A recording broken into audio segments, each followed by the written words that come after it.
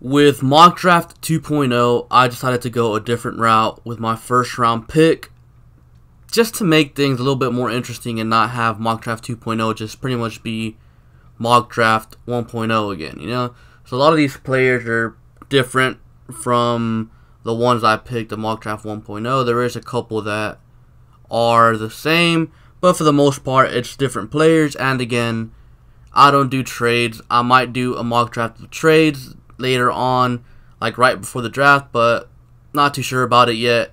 And another thing, just remember that these mock drafts 1.0 and mock draft 2.0 and all the other mock drafts that are currently being, released in this time period, they're all inaccurate. Why? You still got free agency, and obviously the scouting combine is currently going on as we speak. So players haven't dropped and rised, and teams' needs haven't changed yet. For example, if our Texans were to, bring in Trent Brown, then all of a sudden offensive tackle is not that huge of a need for the Texans anymore. Then, they'd go to corners.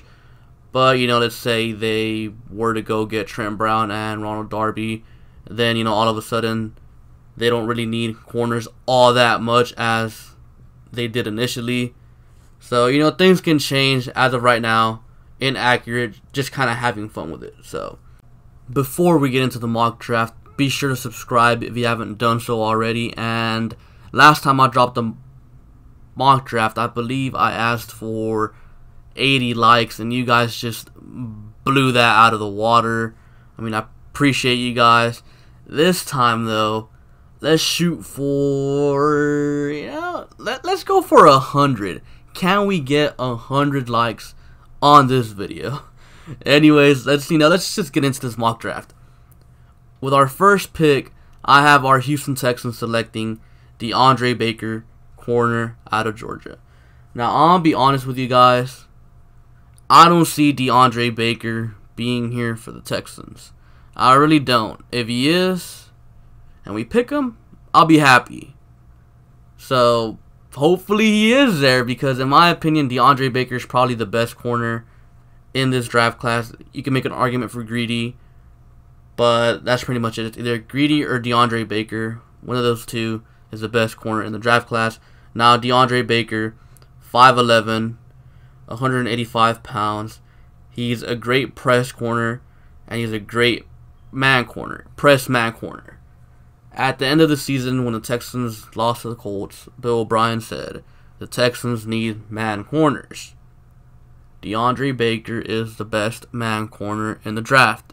And if the Texans were to bring in DeAndre Baker, then, we might get rid of ourselves of that T.Y. Hilton problem we have.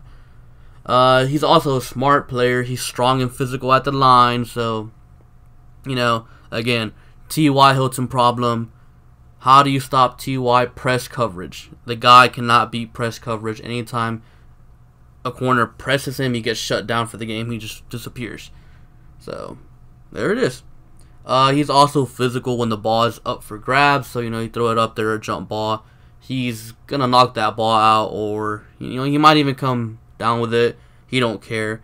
He's decent in zone coverage. He's clearly a better man corner than a zone corner, but he can play zone as well if you really need him to. But that'd kind of be wasting his talent, because, again, he's a straight up man corner. Think of a Pat Pete type of guy. He's a willing tackler, meaning he will tackle. He's not like, a Marcus Peters that will avoid tackles. He's down to tackle. The only issue with him I think he has is, I don't think he has that long speed. I don't think he could go one-on-one with a speedster with no safety help over top, So he's definitely going to need some safety help over top if he's going up against those faster guys. But again, it depends what type of player he's playing. There's definitely a guy, in my opinion, I think, who you can leave in an island with another wide receiver, and he can be successful. Okay, with our first second round pick, I have our Texans selecting David Edwards, right tackle out of Wisconsin. He's 6'7", 320 pounds.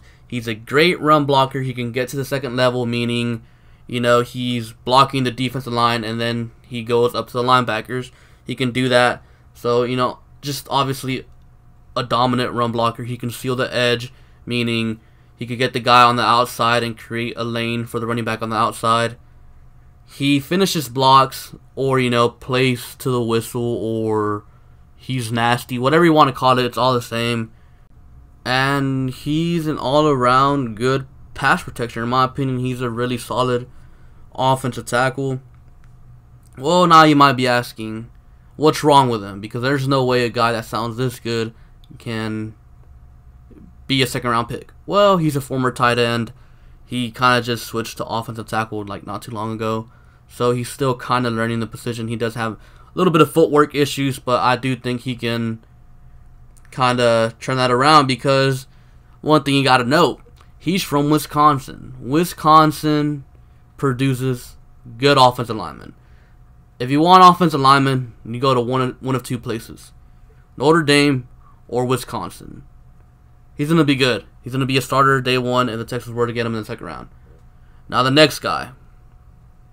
I'm surprised this guy fell, but I kept doing mock drafts, and this guy was here every single time, and that is Jerry Tillery, defensive tackle out of Notre Dame. You might be asking, defensive tackle, but why? Well, we need some interior pass rushers. Obviously, J.J. Watt can be one, but, Romeo Crennel doesn't use them properly, so, yeah, we pretty much just have a bunch of run stoppers on the D-line. That's what it seems like, unless you want to count Clowney and Watt, but the interior D-line is nothing but run stoppers. So we need someone who can create pressure down the middle, and Jerry Tillery can create pressure down the middle. I mean, he's 6'5". Some places have him listed at 6'6". I've even seen 6'7", 305 pounds. He's really strong. He has plenty of pass rushing moves. Like I said, he's a great interior pass rusher. He has a high motor, meaning you don't give up initially, kind of like J.J. Watt. They just keep going until, they make the play or until the play is over. The one thing about him is he might be a situational pass rusher year one, because he is a little bit inconsistent in the run game. He needs to get better, and that's totally fine. Bring him in on obvious passing situations, because as of right now, we have a good run stopping defense. We need pass rushers. We need to create pressure.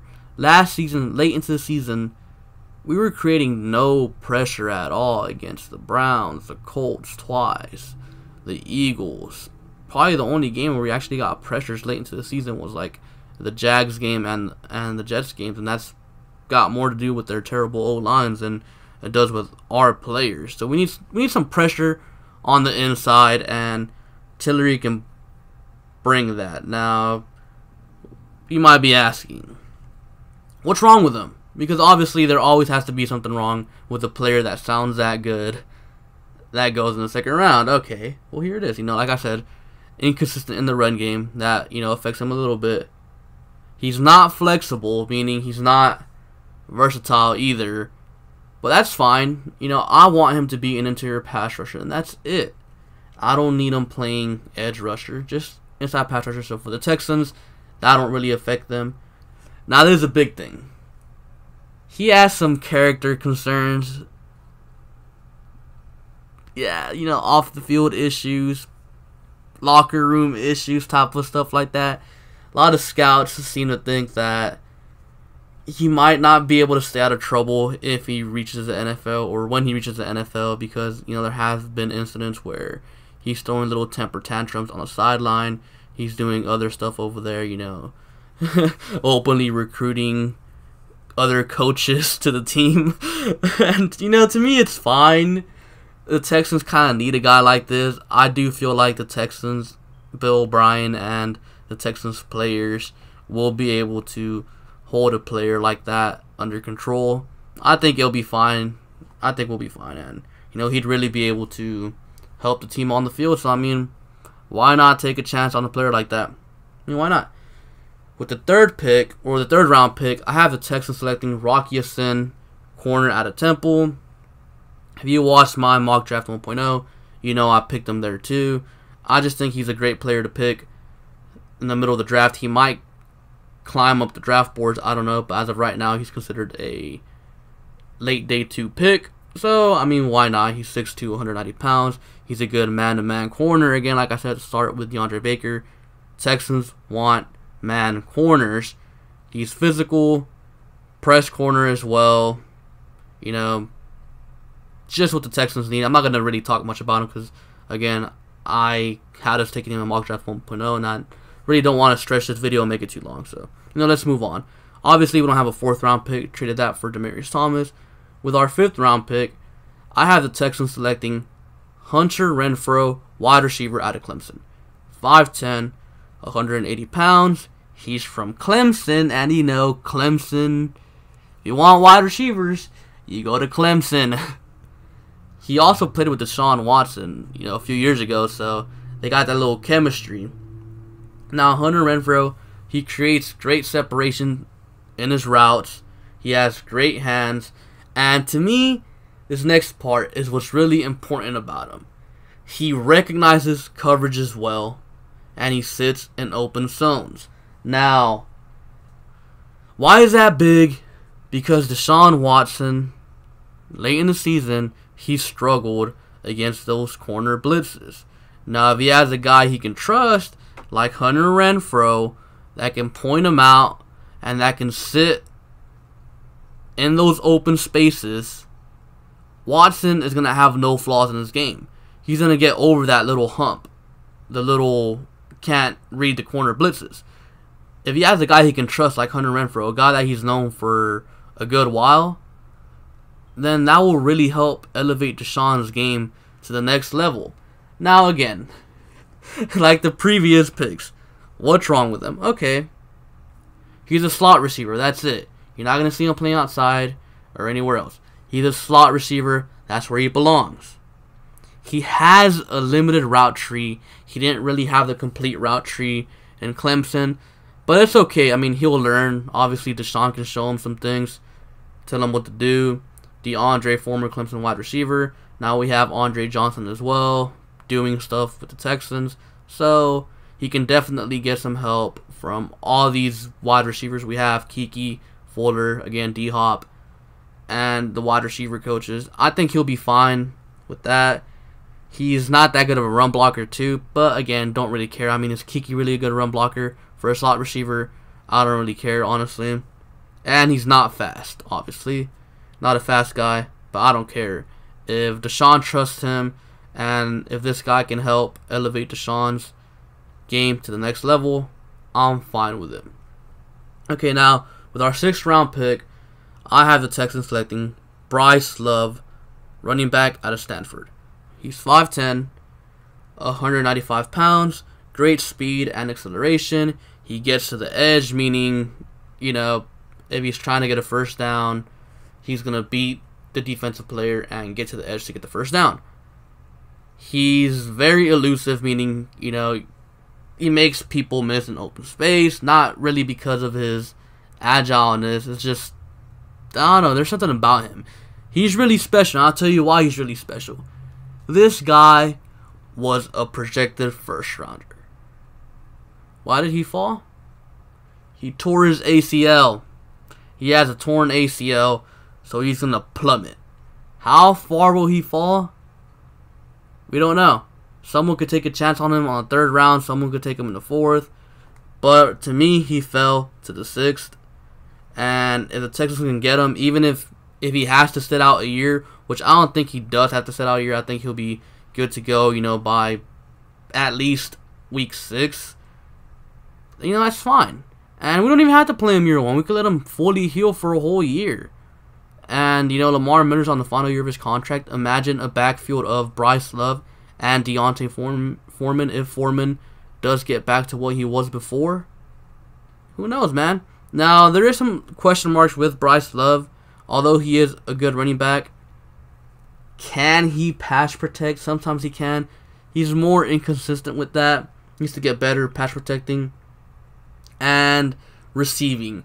He wasn't really asked to be a receiving back much at Stanford, so we really don't know if he can be a receiving back. Maybe he can. I'm pretty sure he can, but that's just a question mark with him. Now, in the 7th round, last pick for the Texans, I have the Texans selecting Kendall Joseph, linebacker out of Clemson. He is 6 feet tall, 230 pounds. He's a smart player. He's a sure tackler. He's pretty good in pass coverage. Now, issues, he's not so good in the run game because he's not a good block shitter. And he just straight up gets eaten up by offensive linemen. So, I see this guy as a special teamer, a really good special teamer, and a guy who can go in there and fill in for a few plays. Obviously, at this point, I'm not asking for a starter. I'm just asking for back of the roster guy, special teamer, who can fill in and do a decent job. Like, Brian Peters last season, he had to go in there and, yikes, it was terrible. He was terrible in coverage, terrible in the run game, just an all-around bad experience. I think Kendall Joseph can at least go in there and, make you not panic when you see him out there like Brian Peters does. And I do think this guy can be a good special teamer for us. I mean, Brian Peters is supposed to be a good special teamer for us, but I hardly ever see him doing anything special that stands out. And, yeah, just the back of the roster guy pretty much. So, yeah, that's pretty much my mock draft 2.0. Let me know down below in the comments what you think about it. Again, be sure to like. 100 likes, can we get it? Be sure to subscribe. And be sure to click that little notification bell if you haven't done so already. Thank you for watching. And I'll catch you guys later. Peace.